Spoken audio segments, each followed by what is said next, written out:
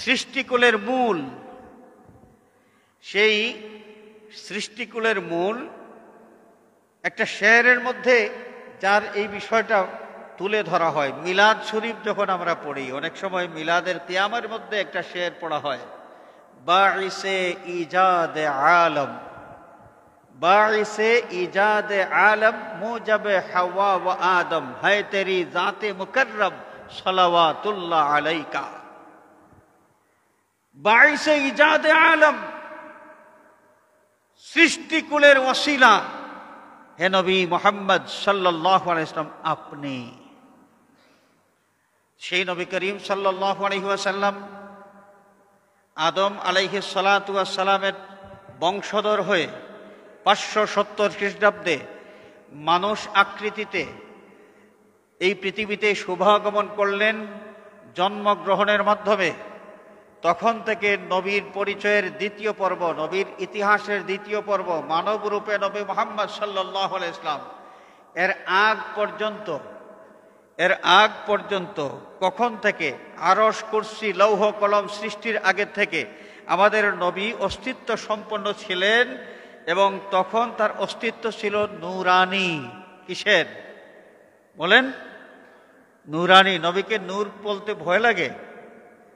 নবীকে নূর বলতে ভয় পাওয়ার কোনো কারণ নাই। কারণ ফেরেশতা কিসের তৈরি? যখন প্রশ্ন করা হবে আমরা কি জবাব দেব? ফেরেশতা কিসের তৈরি যদি আমাদেরকে প্রশ্ন করা হয়?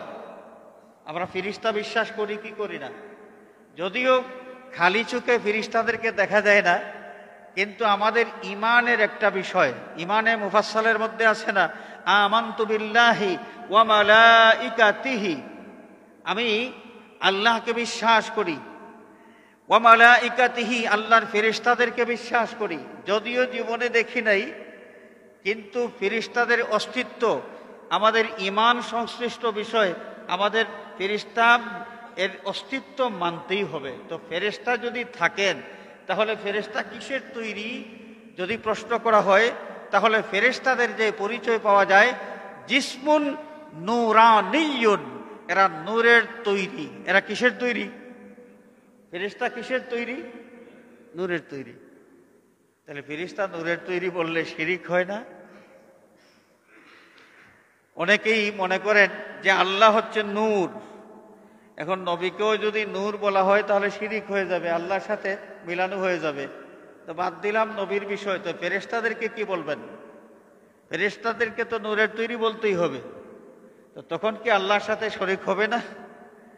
আসলে জ্ঞানের একটু প্রসারতা দরকার। শুধু কোরআন হাদিস পড়লেই হয় না, কিছু মগজ নিয়ে কোরআন হাদিস পড়তে হয়। আল্লাহ রাব্বুল আলামিন দেখেন, আমরাও আমাদের চোখ দিয়া দেখি। আল্লাহ পাক যিনি বাসীরুন, সর্বদ্রষ্টা, তিনি দেখেন। তো আল্লাহর দেখা আর আমাদের চোখের দেখা কি এক সমান? আল্লাহ রাব্বুল আলামিন জানেন, এবং মানুষের মধ্যেও সেই জানার যোগ্যতা আল্লাহ রাব্বুল আলামিন দান করেন। তো আল্লাহর ইলম আর মানুষের ইলম দুইটা কি এক সমান? মনে রাখতে হবে, খালিক এবং মখলুকের কোনো বিষয়ের মধ্যে কোনো মিল পাওয়া যাবে না। খালিক তিনি, যিনি এক অদ্বিতীয়, তার কোনো কিছুর সাথে কারো কোনো তুলনা চলে না। লা দিদ্দা লাহু ওয়ালা নিদ্দা লাহু ওয়ালা শিবহা লাহু ওয়ালা মিসলা লাহু। আল্লাহর মতো আর কেউ নাই, আল্লাহর কোনো কিছুর মতো আর কারো কাছে কি কোনো কিছুই থাকতে পারে না। তো হাজিরিনে কেরাম, তো আমাদের নবী করিম সাল্লাল্লাহু আলাইহি ওয়াসাল্লাম অস্তিত্ব সম্পন্ন ছিলেন। যে মাটির থেকে আদম আলাইহিস সালামকে সৃষ্টি করা হয়েছে, সেই মাটি সৃষ্টি করার 1000 বছর আগে আল্লাহ সুবহানাহু ওয়া তাআলা তার হাবিব সাল্লাল্লাহু আলাইহি ওয়াসাল্লামকে সূরা ইয়াসিন শরীফ তিলাওয়াত করে শোনায়েছেন। সুবহানাল্লাহ। যে মাটির থেকে আদম সৃষ্টি, সেই মাটি সৃষ্টির 1000 বছর আগে আল্লাহ সুবহানাহু ওয়া তাআলা তার হাবিবকে যখন সূরা ইয়াসিন শরীফ তিলাওয়াত করে শোনালেন, সেখানের মধ্যে কি আছে? ইয়াসিন ওয়াল কুরআনিল হাকীম ইন্নাকা লামিনাল মুরসালিন আলা সিরাতিম মুস্তাকিম। আল্লাহর দেওয়া, তার হাবিবকে দেওয়া এক নাম ইয়াসিন। আল্লাহ পাক মহব্বত করে তার হাবিবকে অনেকগুলো নাম দিয়েছেন, সেই নামগুলোর মধ্যে একটা হচ্ছে ইয়াসিন। তো ডাক দিয়ে বলেন, ইয়াসিন, বিজ্ঞানময় কোরআনের কসম, ইন্নাকা লামিনাল মুরসালিন, নিশ্চয় নিশ্চয় আপনি রাসূলদের অন্তর্ভুক্ত একজন রাসূল, রাসূলদের তালিকাভুক্ত একজন রাসূল। তো হাজিরিন, সর্বনাম আছে, সর্বনাম, বাংলায় সর্বনাম, ইংলিশে প্রিপজিশন, আর আরবিতে যেটাকে বলা হয় দমির, যে ইন্নাকা, এই কা দমির যেটা আরবি যেই সর্বনাম, ওলামায়ে কেরাম যারা আছেন তাদের অবশ্যই জানা আছে যে ইন্নাকা যেটা দমির, এটা সামনে উপস্থিত কারোর জন্যে ব্যবহৃত হয়। যেমন আমরা যদি বাংলা ভাষায় বলি যে আপনি অথবা তুমি, তাহলে কি বোঝা যাবে? যাকে বলা হচ্ছে তিনি সামনাসামনি উপস্থিত, তিনি কি সামনাসামনি উপস্থিত, সামনে যে উপস্থিত আছে তাকে কি বলা হয়? তুমি বা আপনি। এই তুমি অথবা আপনি যেভাবে সামনাসামনি উপস্থিত কারোর জন্য বাংলা ভাষায় ব্যবহার করা হয়, ঠিক তেমনি ভাবে আরবি ভাষায় এই যে কা, এই কা সর্বনামটা, এই দমিরটা সামনাসামনি কারোর জন্য ব্যবহার করা হয়ে থাকে। তো আল্লাহ সুবহানাহু ওয়া তাআলা যে তার হাবিবকে শোনাইলেন, ইন্নাকা লামিনাল মুরসালিন, বন্ধু নিশ্চয় আপনি, আপনি রাসূলদের অন্তর্ভুক্ত। কখন শোনাইতেছেন? আল মুআজামুল কবির লিত-তাবরানী, বিশ্ব বিখ্যাত মুহাদ্দিস ইমাম তাবরানী রাহমাতুল্লাহি আলাইহি সংকলিত আল মুআজাম হাদিস গ্রন্থের মধ্যে বিস্তারিত সনদ সহ এই রিওয়ায়াত উল্লেখ করা আছে। আল্লাহ পাক তার হাবিবকে সম্বোধন করলেন, এবং এই ঘটনাটা কখন ঘটেছে? যে মাটি সৃষ্টি করার, আসমান এবং জমিন সৃষ্টি করার 1000 বছর আগে। আমরা কি বুঝলাম? যে আদমকে মাটির থেকে সৃষ্টি করা হয়েছে, সেই মাটির অস্তিত্বের 1000 বছর আগে আল্লাহ পাক তার হাবিবকে সম্বোধন করে বলতেছেন, ইন্নাকা লামিনাল মুরসালিন। তার মানে তখনও আমাদের নবীজি অস্তিত্ব সম্পন্ন ছিলেন। তো আমাদের নবী অস্তিত্ব সম্পন্ন ছিলেন কিভাবে, কোন আকারে, কোন রূপে? যে তখন তিনি ছিলেন নূর নবী মুহাম্মদ সাল্লাল্লাহু আলাইহি ওয়াসাল্লাম। সেই নূর নবী মুহাম্মদ সাল্লাল্লাহু আলাইহি ওয়াসাল্লাম পৃথিবীর দিকে যখন আল্লাহ রাব্বুল আলামিন তাকে দেওয়ার মনস্থ করলেন, সর্বপ্রথম সাইয়্যিদুনা হযরতে আদম আলাইহিস সালামের কপাল মোবারকে সেই নূরে মুহাম্মদী সাল্লাল্লাহু আলাইহি ওয়াসাল্লাম আমানত করা হইল। এই নূরে মুহাম্মদী আদমের কপালের মধ্যে যখনই আমানত করা হয়েছে, আল্লাহ রাব্বুল আলামিন এই আদমকে সম্মানিত করেছেন এবং ফেরেশতা কুলকে হুকুম দিয়েছেন, উসজুদু লি আদম, তোমরা আদমকে সেজদা করো। আদম আলাইহিস সালাতু ওয়াস সালাম থেকে হযরতে শীস আলাইহিস সালামের কপাল মোবারকে স্থানান্তরিত হলেন নূরে মুহাম্মদী। বংশানুক্রমে এক সিঁড়ি থেকে আরেক সিঁড়ি, প্রজন্মের এক প্রজন্ম থেকে আরেক প্রজন্ম, পুরুষের কপাল কপাল হয়ে সাইয়্যিদনা নূহ আলাইহিস সালাম পর্যন্ত, নূহ আলাইহিস সালাম থেকে নূহ আলাইহিস সালামের সাহেবজাদা হযরতে সাম আলাইহিস সালামের কপাল মোবারকে, সেখান থেকে তার সন্তান, তার সন্তান থেকে তার সন্তান, এইভাবে আস্তে আস্তে সাইয়্যিদনা হযরতে ইব্রাহিম খলিলুল্লাহ আলাইহিস সালাম পর্যন্ত, ইব্রাহিম আলাইহিস সালামের কপাল মোবারক থেকে সাইয়্যিদনা জবিহুল্লাহ ইসমাঈল আলাইহিস সালামের কপাল মোবারকের মধ্যে নূরে মুহাম্মদী স্থানান্তরিত করা হইল। এরপরে আদনান বংশানুক্রমে আস্তে আস্তে আমাদের নবীজির দাদা খাজা আব্দুল মুত্তালিব, তার কপাল মোবারকে নূরে মুহাম্মদী আমানত করা হইল। আব্দুল মুত্তালিব থেকে সর্বশেষ সৌভাগ্যবান পুরুষ যার কপালে নূরে মুহাম্মদী সাল্লাল্লাহু আলাইহি ওয়াসাল্লাম আমানত করা হয়েছিল, তিনি হচ্ছেন আমাদের নবীজির ওয়ালিদ মুহতারাম আমাদের নবীজির ওয়ালিদ মুহতারাম হযরতে আব্দুল্লাহ রাদিয়াল্লাহু তাআলা আনহু। হাজরিনে কেরাম, হযরতে আব্দুল্লাহ রাদিয়াল্লাহু তাআলা আনহুর কপাল মোবারকের মধ্যে যখন নূরে মুহাম্মদী 25 বৎসর বয়স পর্যন্ত সেই নূর মোবারক আব্দুল্লাহ রাদিয়াল্লাহু তাআলা আনহু তার কপাল মোবারকে ধারণ করেছিলেন। এরপরে আল্লাহ পাকের মনসা হলো এই নূরে মুহাম্মদীকে স্থানান্তরিত করলেন হযরতে আমেনা রাদিয়াল্লাহু তাআলা আনহার গর্ভে, এবং আমেনার গর্ভে 9 মাস অবস্থান করার পরে মানব রূপে নবী মুহাম্মদ সাল্লাল্লাহু আলাইহি ওয়াসাল্লাম পৃথিবীতে শুভাগমন করলেন।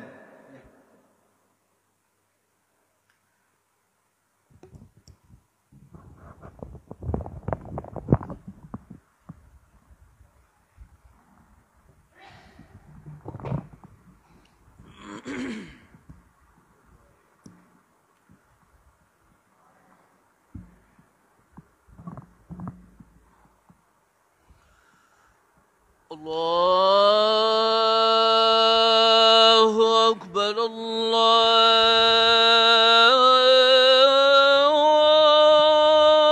الله أكبر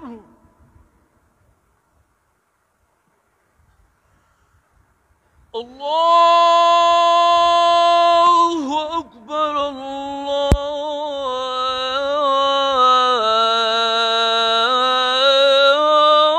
الله أكبر أشهد أن لا إله إلا الله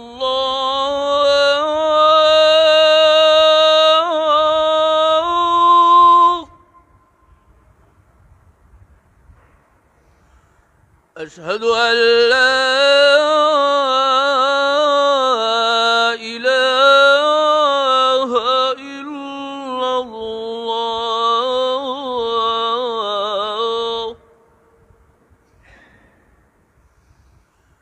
أشهد أن محمدا رسول الله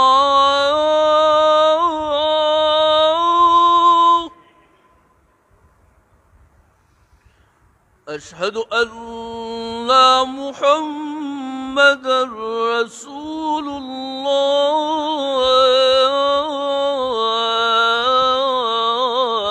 الله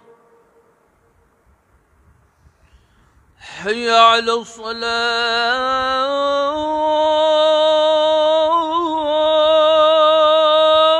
الصلاة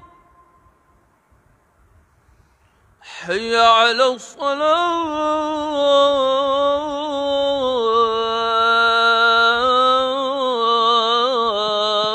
الصلاة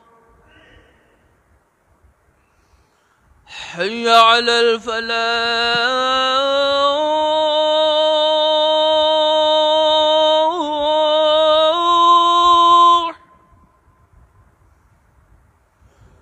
حي على الفلاح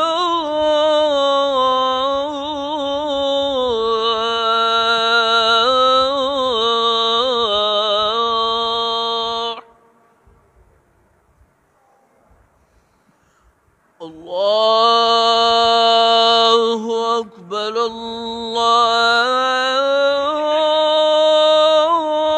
الله أكبر لا إله إلا الله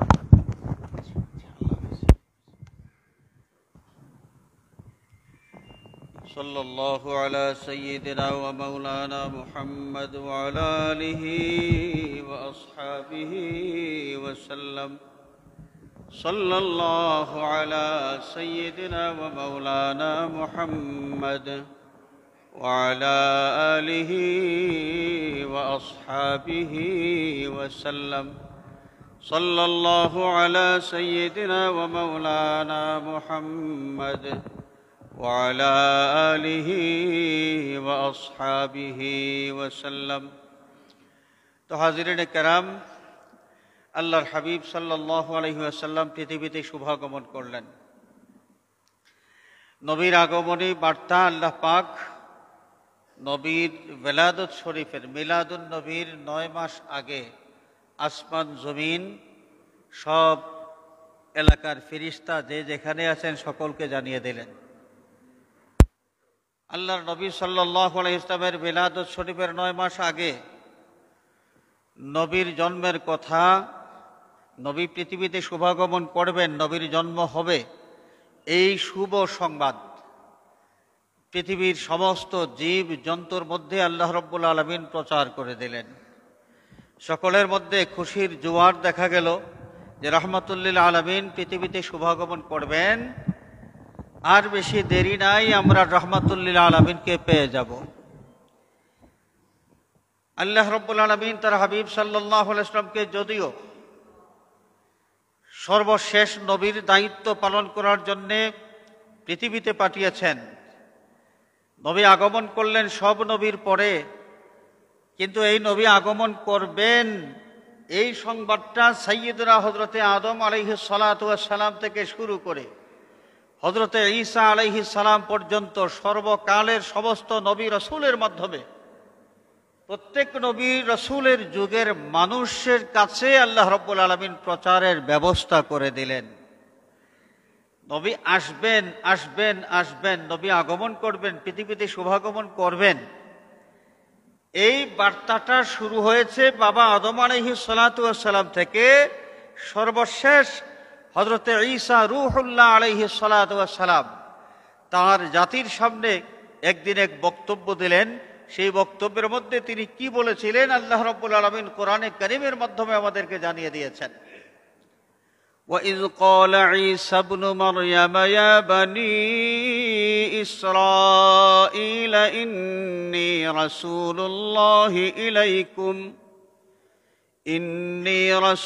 اللَّهِ إِلَيْكُمْ مُصَدِّقًا لِمَا بَيْنَ يَدَيَّ مِنَ التَّوْرَاةِ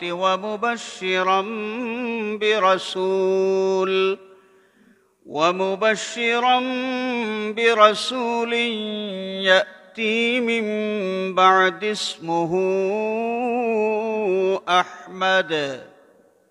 বনী ইসরাইলের মানুষ, তোমরা শোনো, আমি আল্লাহর পক্ষ থেকে তোমাদের কাছে প্রেরিত হয়েছি। মুসাদ্দিকাল লিমা বাইনা ইয়াদাইয়া মিনাত তাওরাহ, আমার আগে যে কিতাব নাজিল হয়েছে তাওরাত, অর্থাৎ মূসা আলাইহিস সালামের প্রতি যে তাওরাত কিতাব নাজিল হয়েছে, সেই তাওরাত কিতাবের কথা এইদিকে ইঙ্গিত করলেন হযরতে ঈসা আলাইহিস সালাতু ওয়াস সালাম। তিনি বললেন ও মুসাদ্দিকাল লিমা বাইনা ইয়াদাইয়া মিনাত তাওরাহ, আমার পূর্বে নাজিলকৃত যেই তাওরাত কিতাব, এই তাওরাত কিতাবের মধ্যে যা বর্ণনা আছে এই বিষয়গুলোর সত্যায়নের জন্য আমি এসেছি। এগুলো সত্য সত্য সত্য, এই সত্যায়নের জন্যে আমি এসেছি। সেই তাওরাত কিতাবের মধ্যে কি ছিল? তাওরাত কিতাবের মধ্যে আল্লাহ রাব্বুল আলামিনের ওয়াহদানিয়তের কথা ছিল, আরো অনেক বিষয় ছিল যেটা মূসা আলাইহিস সালামের শরীয়তের অনুসারী মানুষদের জন্য আল্লাহর পক্ষ থেকে বিধানগুলো ছিল। এর মধ্যে গুরুত্বপূর্ণ একটা বিষয় তাওহীদ, আল্লাহর একত্ববাদ, আল্লাহ ছাড়া দ্বিতীয় কোনো মাবুদ নাই, এই তথ্যটা এই তাওরাত কিতাবের মধ্যে ছিল। এটাও সত্য। ঈসা আলাইহিস সালাম বলেন যে এটাও সত্য, এই সত্যায়নের জন্য আমি এসেছি। আর কি ছিল? এই তাওরাত কিতাবের মধ্যে আখেরি জামানার নবীর দায়িত্ব যিনি পালন করবেন তার বায়োগ্রাফি পুরো ছিল।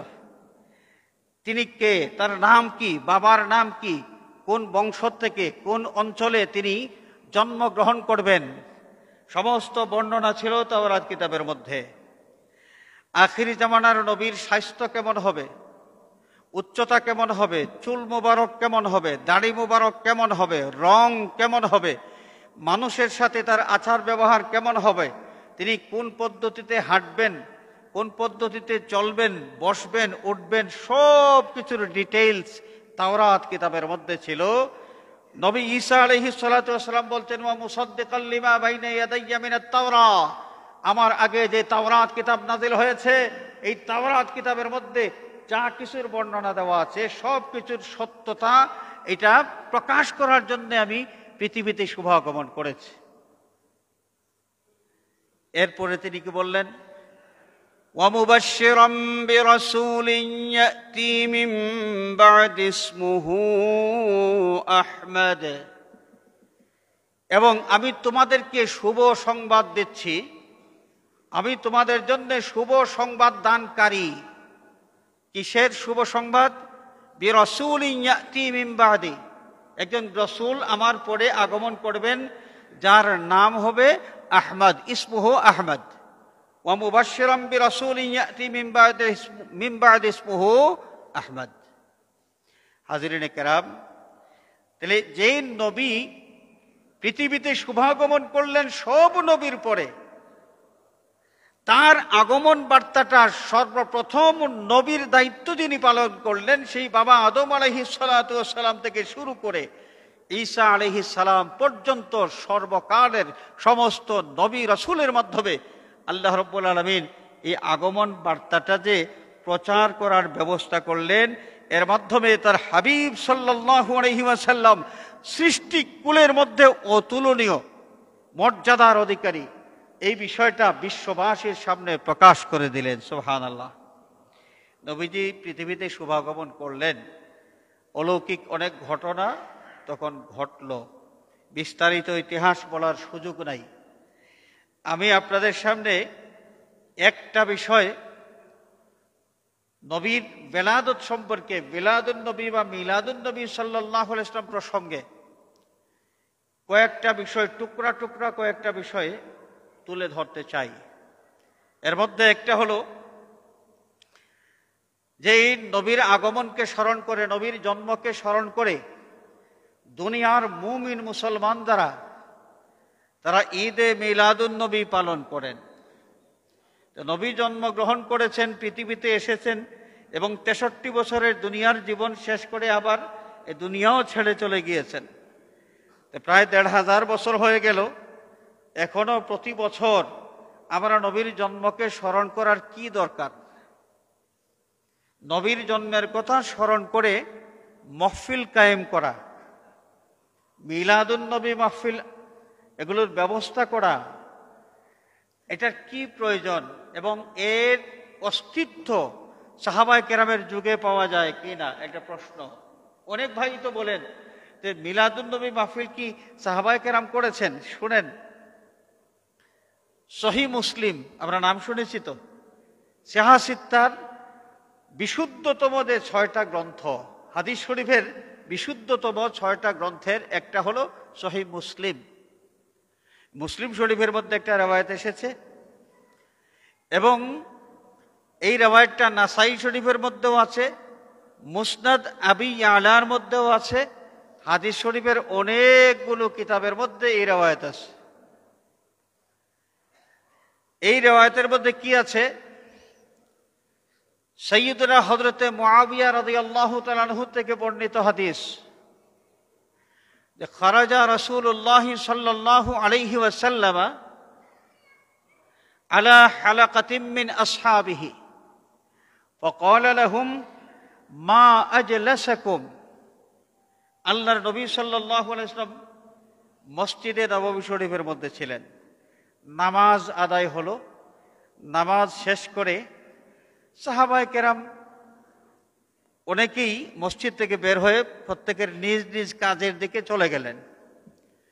রাসূলুল্লাহ সাল্লাল্লাহু আলাইহি ওয়াসাল্লাম যখন মসজিদ থেকে বাহিরের দিকে তাশরিফ নিবেন, বের হবেন, হঠাৎ করে দেখেন সাহাবায়ে কেরামের এক দল সুন্দর হয়ে বসেছেন, একটা মাহফিল কায়েম করেছেন।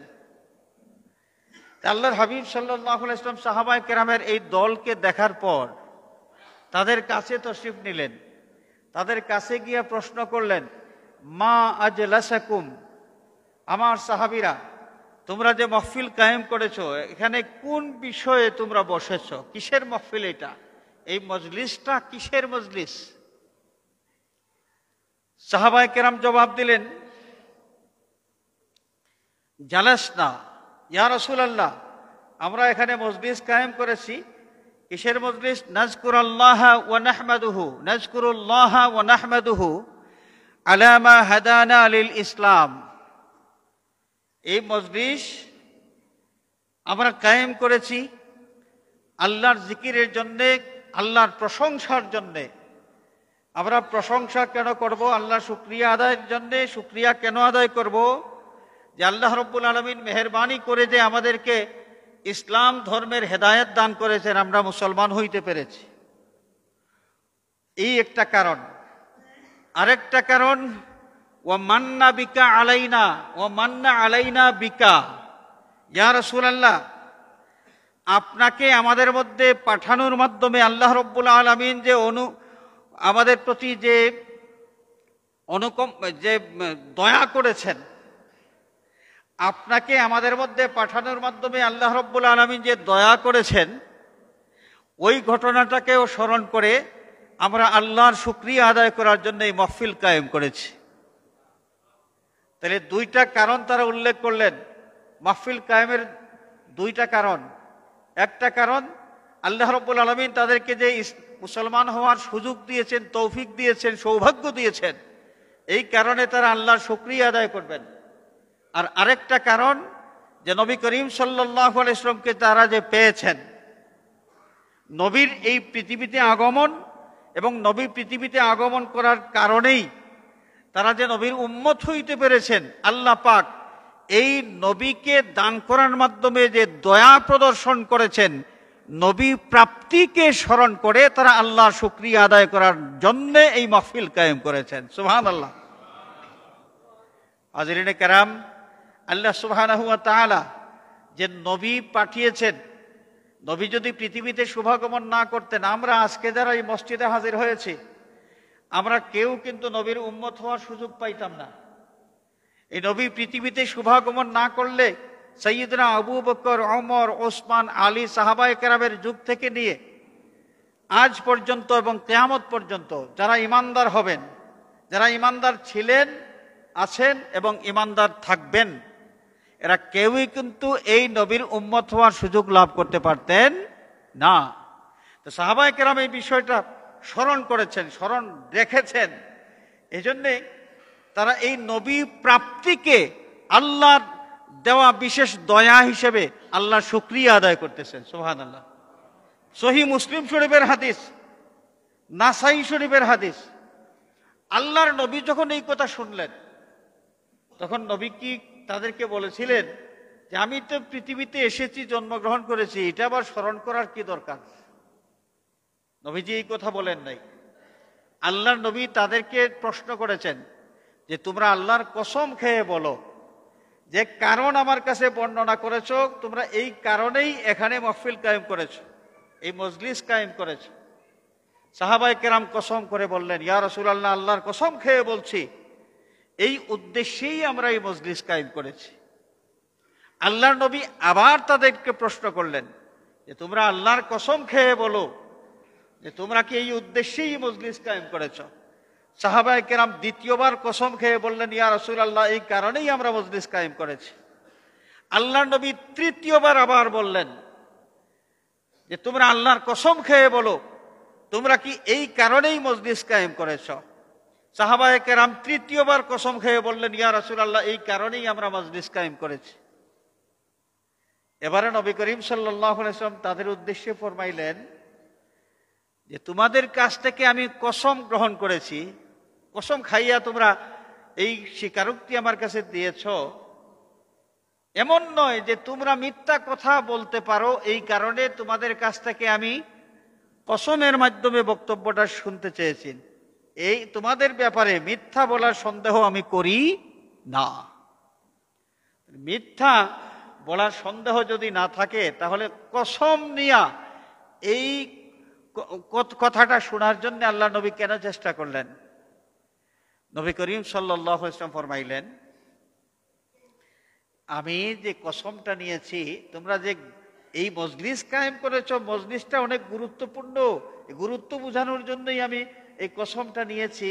এবং তোমরা শুনে রাখো, আতানি জিবরিল, জিবরিল আলাইহিস সালাম আমার কাছে এসেছেন, ওয়া আখবারানি, এবং আমাকে এই সংবাদটা দিয়েছেন, আন্নাল্লাহা ইউবাহি বিকুমুল মালাইকা, এই মাহফিলে তোমরা যারা বসেছো তোমাদেরকে নিয়ে আল্লাহ রাব্বুল আলামিন ফেরেশতাদের সামনে ফখর করতেছেন, আনন্দ প্রকাশ করতেছেন। সুবহানাল্লাহ বলেন।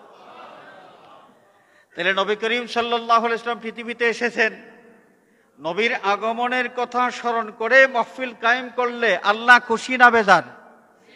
আরো জোরে বলেন। আল্লাহ রাব্বুল আলামিন যদি এই কাজে খুশি হয়ে থাকেন, তাহলে নবীর জন্ম উপলক্ষে মাহফিল কায়েম যারাই করেন তারা দাবি করতে পারেন, নবীজির হাদিস শরীফ যদি সত্য হয় তাহলে দাবি করতে পারেন সেই সমস্ত সৌভাগ্যবান যারা মিলাদুন নবী মাহফিল কায়েম করেন যে আল্লাহ রাব্বুল আলামিন সকলের উপর খুশি এবং রাজি।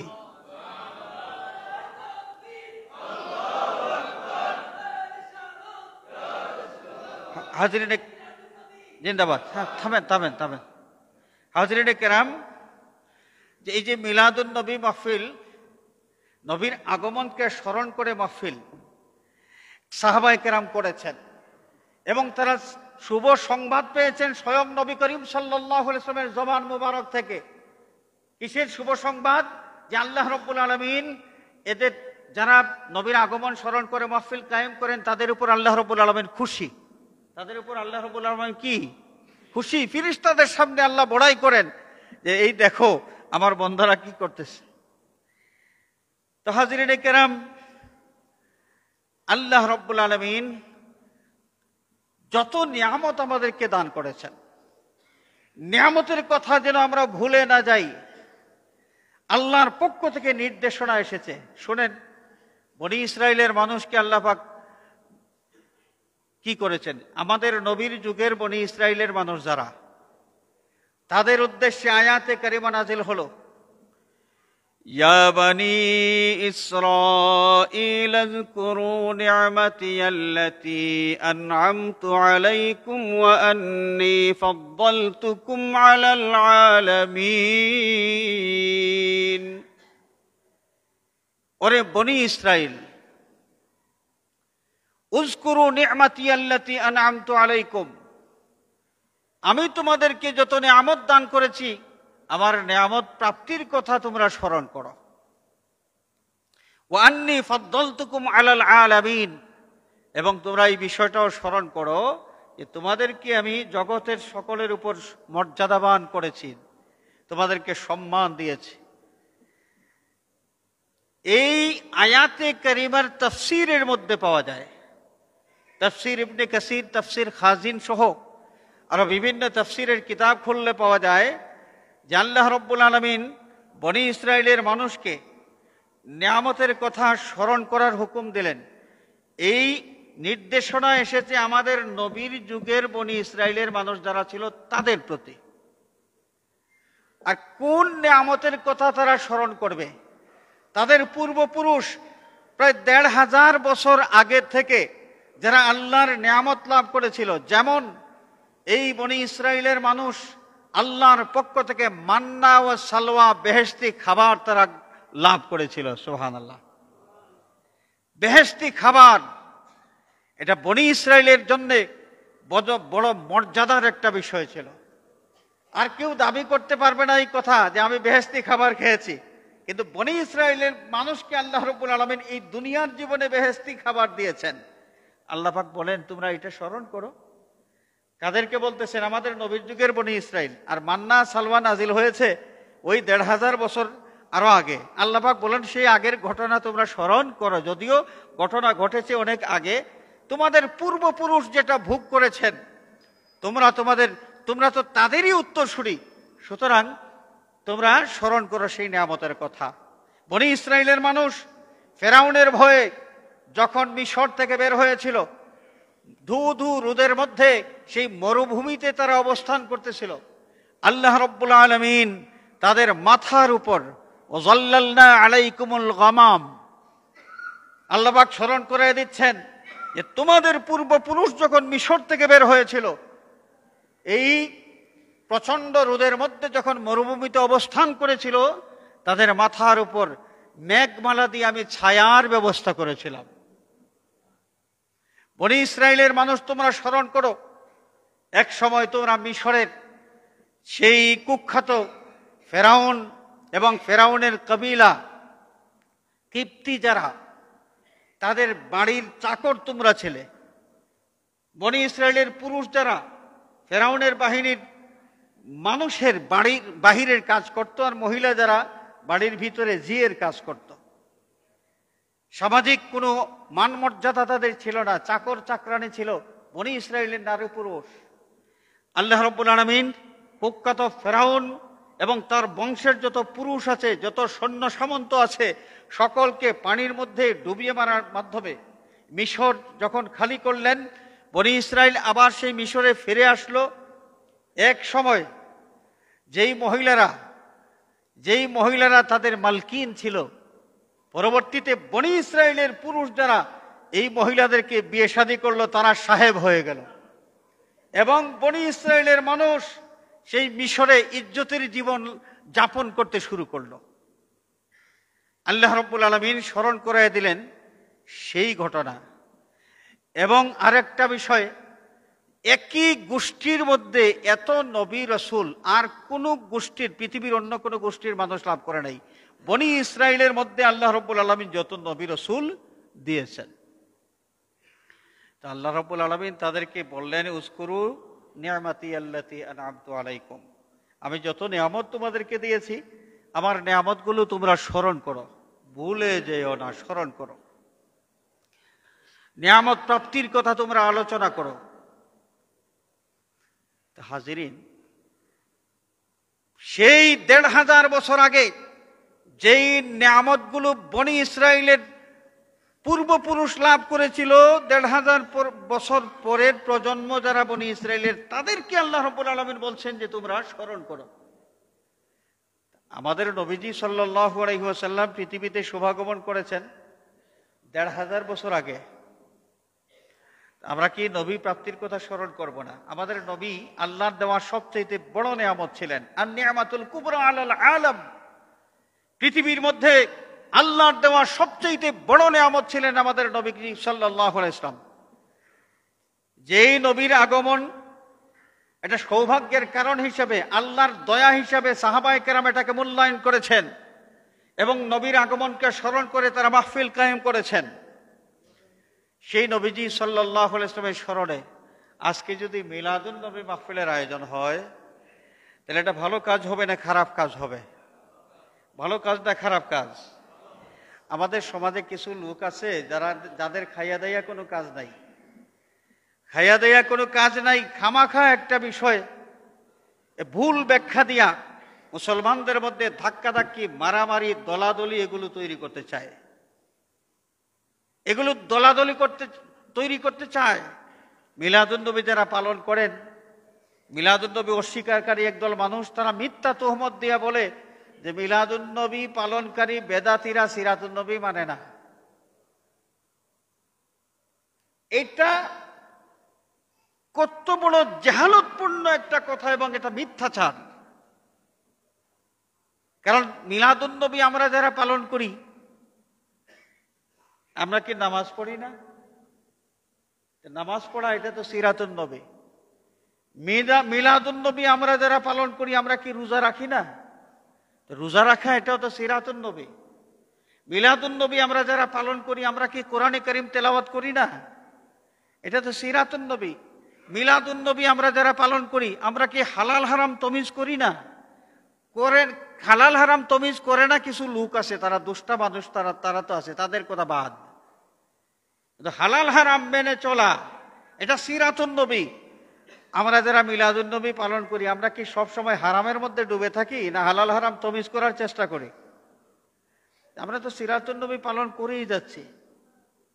তো যারা বলে মিলাদুন নবী পালনকারী তারা সিরাতুন নবী মানে না, এদের মতো বড় মিথ্যাবাদী আর কেউ হইতে পারে না। আল্লাহ রাব্বুল আলামিন আমাদের ভাইদেরকে সুবোধ দান করুন এবং সত্য মানার মানসিকতা দান করুন। মুসলমান গোটা বিশ্বের মধ্যে আজকে মুসলমানদের যেই করুণ অবস্থা, এই করুণ অবস্থার জন্য সবচেয়ে বড় যে কারণ, এই বড় কারণ হলো মুসলমানদের ঐক্যের বড় অভাব। বেশি দূরে যাওয়ার কথা নয়, বিশ্বব্যাপী যা ঘটনাগুলো ঘটছে ওইটা বাদ দিলাম, আমাদের বাংলাদেশের প্রেক্ষাপট যদি আমরা বিচার করি, বাংলাদেশ যেখানে প্রায় 93% মুসলমানের দেশ, এই দেশে মানুষের মধ্যে হিংসা বিদ্বেষ, ঠেলাঠেলি, মারামারি, এত হিংসা বিদ্বেষ কেন? আমাদের সমাজের চেইন অফ কমান্ড নষ্ট হয়ে গেছে, রাষ্ট্রের শান্তি বিঘ্নিত হয়ে গেছে। মানুষ সব সময় একটা আতঙ্কের মধ্যে থাকতে হয় যে কোন সময় কার পক্ষ থেকে কোন আক্রমণ চলে আসে। এই ধরনের ভীতি নিয়ে আমরা সমাজে কেন বাস করি? এর কারণ মানুষের মধ্যে ঐক্যের যে ফাটল ধরেছে, আদর্শগত পার্থক্য, মতাদর্শগত পার্থক্য, সংস্কৃতিগত পার্থক্য, এই পার্থক্য যাদের সাথে ঘটুক 93% মুসলমান যদি হয়, বাকি সব ধর্ম মিলে আমরা মানলাম 7%, 93% যদি ঠিক থাকে, তাহলে 7%-এর কোনো প্রভাব রাষ্ট্রের উপর পড়ার কথা নয়। আমাদের মধ্যে, মুসলমানদের মধ্যে এই যে অনৈক্য, কেউ বলে মিলাদুন্নবী, কেউ বলে সিরাতুন্নবী। আরে ভাবা, মিলাদুন্নবী আর সিরাতুন্নবী দুইটা যে সাংঘর্ষিক হিসাবে দুইটা বিষয়কে দাঁড় করাইয়া যারা বেদাত এই শব্দটার অপপ্রয়োগের মাধ্যমে মুসলমানদেরকে বিচ্ছিন্নতার অপচেষ্টায় লিপ্ত আছেন, আমাদের মনে রাখতে হবে মিলাদ যার, সিরাত তার। সিরাতুন্নবী পাওয়া যেত না মিলাদুন্নবী না হলে, নবী জন্মগ্রহণ না করলে নবীর আদর্শ তো এই সমাজের মানুষ পাইতো না, নবীর সুন্নত, নবীর তরিকা, এটা তো সমাজের মানুষ পাইতো না। আর নবীর আদর্শ বাদ দিয়া, নবীর দিন ধর্ম শরীয়ত সবকিছু বাদ দিয়া শুধু মিলাদ বলে আমরা যদি চিল্লাই, তাও তো হবে না। মিলাদ এবং সিরাত, মিলাদুন্নবী সিরাতুন্নবী একটা আরেকটা থেকে বিচ্ছিন্ন কোনো বিষয় নয়। মিলাদুন্নবী এবং সিরাতুন্নবী এই দুইটাকে পার্থক্য করে দেখার কোনো সুযোগ নাই। সিরাতুন্নবী তার মানে নবীর তরিকা, নবীর শরীয়ত মোতাবেক নিজের জীবন যাপন করা। আপনারা বলুন, আমরা যারা এখানে আছি, মসজিদে এসেছি, মসজিদে আসা, মসজিদে এসে নামাজ পড়া, এটা সিরাতুন্নবী কি না? সিরাতুন্নবী তো। সিরাত মানে কি? তরিকা। আসসিরাতু আত-তরিকাতু আসসিরাতু আস-সুন্নাতু আসসিরাতু আত-তাবিআতু আসসিরাতু আল-আখলাকু। সিরাত শব্দের যত অর্থ ডিকশনারির মধ্যে পাওয়া যায়, সব অর্থের সার কথা হলো যে নবী করিম সাল্লাল্লাহু আলাইহি ওয়াসাল্লাম উম্মতের জন্য, এই বিশ্ববাসীর জন্য যেই শিক্ষা রেখে গিয়েছেন, সমস্ত শিক্ষাগুলোর নামই হচ্ছে সিরাতুন নবী। এবং সমস্ত মানুষের অপরিহার্য কর্তব্য নবীর সেই সিরাত অনুসরণ করে, নবীর তরিকা অনুসরণ করে, নবীর সুন্নত অনুসরণ করে তার জীবনের প্রতিটি পরতে তারা পথ চলবেন। খামাখা এরা বলতেছে মিলাদুন্নবী যারা পালন করে এরা নাকি সিরাতুন্নবী মানে না। এই কথা বলার মাধ্যমে মানুষের মধ্যে দুইটা দল তৈরি করে দেওয়া হলো এবং উস্কানিমূলক একটা শব্দ যে এরা বেদাতি, মিলাদুন্নবী যারা পালন করে এরা বেদাতি, এই ধরনের কথা বলার মাধ্যমে ফাটল ধরানো হলো। মুসলমানদের ঐক্য নষ্ট করার পিছনে এই ধরনের জাহিলে মুরক্কব যারা না বুঝে, যা মুখে আয় তাই বক্তব্য দিয়া মানুষের মধ্যে বিভ্রান্তি ছড়াচ্ছেন এবং এই দলাদলি তৈরি করে দিচ্ছেন। অথচ মিলাদুন্নবী, নবীর জন্মকে স্মরণ করা, জন্মের কথা স্মরণ করে আনন্দ প্রকাশ করা, নবীর জন্মের কথা স্মরণ করে, নবী পৃথিবীতে শুভাগমন করেছেন এটা স্মরণ করে আল্লাহর শুকরিয়া আদায় করা, এটা ভালো কাজ।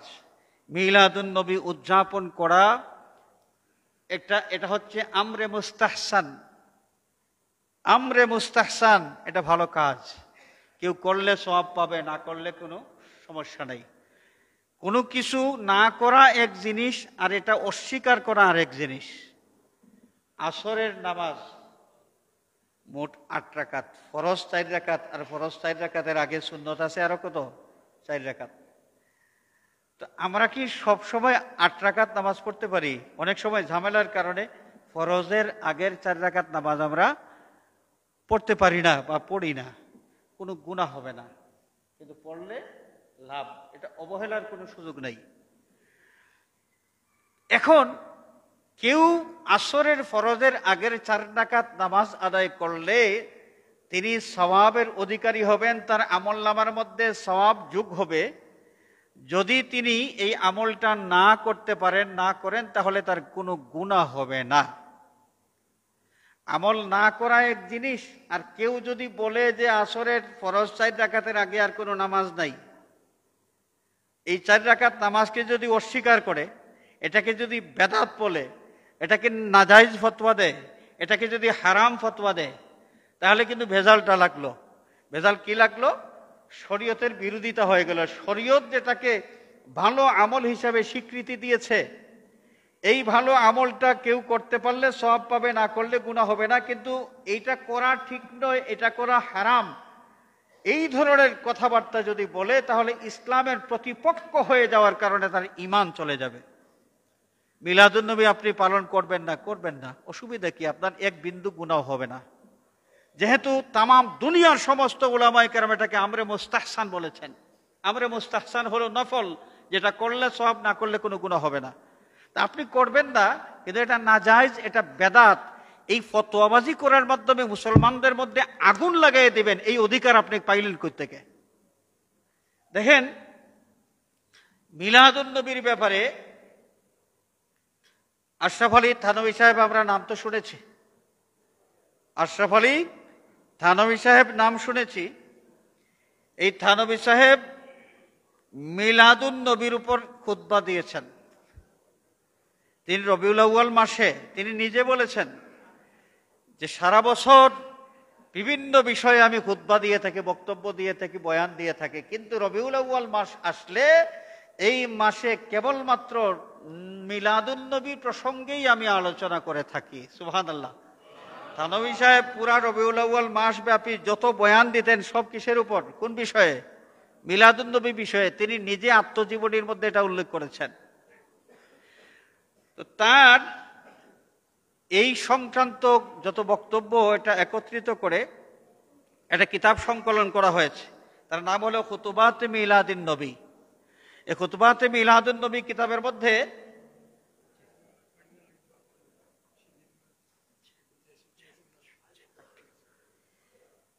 এই কিতাবের মধ্যে তিনি কি বলেছেন, থানভী সাহেবের বক্তব্য শোনেন। খুতুবাতে মিলাদুন নবী 63 থেকে 65 নম্বর পৃষ্ঠা পর্যন্ত মিলাদুন নবীর সুন্দর আলোচনা আছে। এবং তিনি আলোচনা করতে গিয়ে কুল বিফাদলিল্লাহি ওয়া বিরহমাতিহি ফাবিযালিকা ফালিয়াফরাহু, এই আয়াত তিলাওয়াত করেছেন। যে আয়াতের মধ্যে আল্লাহ রাব্বুল আলামিন তার হাবিব সাল্লাল্লাহু আলাইহি ওয়াসাল্লামকে জানিয়ে দিচ্ছেন যে, বন্ধু, আপনি আপনার ঈমানদার উম্মতদেরকে জানিয়ে দেন আল্লাহ পাক তাদের প্রতি যে ফজল করেছেন এবং তাদেরকে রহমত দান করেছেন, এই কারণে এটাকে স্মরণ করে তারা যেন আনন্দ প্রকাশ করে। এই আয়াত তিলাওয়াত করে থানভী সাহেব এর তাফসীর করেছেন। তাফসীর করার পর উপসংহারে যে সার মর্ম তিনি উল্লেখ করেছেন, সেটা হলো বেলা ইখতিলাফ हुजूर सल्लल्लाहु अलैहि वसल्लम अल्लाह ताला की सबसे बड़ी नेमत और उसका कामिल तरीन फजल है। এই ব্যাপারে কোনো মতানৈক্য কারণ নাই যে হুজুর পুরনূর সাল্লাল্লাহু আলাইহি ওয়াসাল্লাম আল্লাহর দেওয়া সবচেয়ে বড় নেয়ামত এবং আল্লাহর দেওয়া বিরাট বড় এক কি দয়া। इसलिए इस आयत करीमा से भी दलालत नस ये भी मुराद लिया जा सकता है कि यहाँ रहमत और फजल से मुराद हुजूर सल्लल्लाहु अलैहि वसल्लम है, जिनकी विलादत पर अल्लाह ताला खुशी मनाने का हुक्म दे रहा है। তিনি বলছেন যে এই আয়াতে করিমা, কোন আয়াত? কুল বিফাদলিল্লাহি ওয়া বিরহমাতিহি ফাবিযালিকা ফালইফরাহু। এই আয়াত এর দালালাতুন নসের মাধ্যমে এটা বোঝা যায় যে আয়াতের মধ্যে রহমত এবং ফজল এর অর্থ হচ্ছে নবী মুহাম্মদ সাল্লাল্লাহু আলাইহি ওয়াসাল্লাম যেই নবীর জন্মকে স্মরণ করে, जिनकी वलादत पर अल्लाह ताला खुशी मनाने का हुक्म दे रहा है, যে নবীর জন্মকে স্মরণ করে আনন্দ উদযাপন করার হুকুম আল্লাহ রাব্বুল আলামিন দিয়ে দিচ্ছেন। নবীর জন্মকে স্মরণ করা এবং আনন্দ প্রকাশ করা এর নাম হলো ঈদে মিলাদুন নবী। এর নাম কি? ঈদে মিলাদুন নবী। তাহলে তানবী সাহেব ঈদে মিলাদুন নবীর দলিল হিসেবে কোরআন শরীফের এই আয়াত কুল বিফাদলিল্লাহি ওয়া বিরহমাতিহি ফাবিযালিকা ফালইফরাহু, এই আয়াতকে দলিল হিসেবে উপস্থাপন করলেন এবং তিনি বুঝিয়ে দিলেন যে ঈদে মিলাদুন নবী পালন করার হুকুম দিচ্ছেন আল্লাহ এই আয়াতে কারিমার মাধ্যমে। সুবহানাল্লাহ বলেন। থানবী সাহেবের মতো একজন মানুষ স্পষ্টভাবে ঈদে মিলাদুন নবী সাল্লাল্লাহু আলাইহি ওয়াসাল্লাম সম্পর্কে এই বক্তব্য যদি দিয়ে থাকেন, তা আমার মতো ছোটখাটো চুনোপুটি আমরা মিলাদুন নবী সম্পর্কে উল্টাপাল্টা কথাবার্তা বলে মানুষের মধ্যে মারামারি লাগানোর মধ্যে সার্থকতা কি আছে? কার স্বার্থ রক্ষা করা হয়? মিলাদুন নবীর বিরুদ্ধে বক্তব্য দিয়া কার স্বার্থ রক্ষা করা হয়? ইতিহাস যদি আমরা তালাশ করি তাহলে আমরা দেখি নবীর জন্ম উপলক্ষে ঈদে মিলাদুন নবী পালন করেছে ফেরেশতা কুল, ঈদে মিলাদুন নবী পালন করেছে বিশ্বের সমস্ত জীবজন্তু, গাছ বৃক্ষ জমিন সব কিছু। একজন ঈদে মিলাদুন নবী পালন করে নাই, সে হচ্ছে শয়তান। সে কে? শয়তান। ঈদে মিলাদুন নবী শয়তান পালন করে নাই। এখন আমাদের যুগে কোনো মানুষ যদি ঈদে মিলাদুন নবীর বিরোধিতা করেন, ঈদে মিলাদুন নবীর নাম শুনলে কারো যদি ব্রু কুচকে যায়, কলিজার মধ্যে দাউ দাউ করে আগুন জ্বলে, আমরা মানতে বাধ্য হব এটা হচ্ছে সেই ইবলিসের আদর্শের অনুসারী। ইবলিসের আদর্শের, আমি কোনো মানুষকে ইবলিস বলছি না, কিন্তু কোনো মানুষকে আমি ইবলিস বলছি না, কিন্তু ইবলিসের আমলের সাথে যার আমলের মিল পাওয়া যায় তাকে কি বলবেন? ইবলিসের বন্ধু বলবেন না ইবলিসের অনুসারী বলবেন না কি বলবেন? আপনারা সিদ্ধান্ত নেবেন, আমি কিছুই বললাম না। হাজরিনে কেরাম, ঈদে মিলাদুন নবী সাল্লাল্লাহু আলাইহি ওয়াসাল্লাম উদযাপন করা নতুন কোনো বিষয় নয়, এবং এই বিষয়টাকে একদম যে এর কোনো দলিল নাই, কিছুই নাই, হঠাৎ করে ফুলতলি সাহেব এটা শুরু করে দিয়েছেন এমন ভাবার কোনো কারণ নাই। শুনেন, আল্লামা ইবনুল জাওজি রাহমাতুল্লাহ আলাইহি প্রায় 1000 বছর আগের একজন বিশ্ববরেণ্য আলিম ছিলেন। তিনি মিলাদুন নবীর উপর কিতাব লিখেছেন। কিতাব লিখেছেন 2খানা।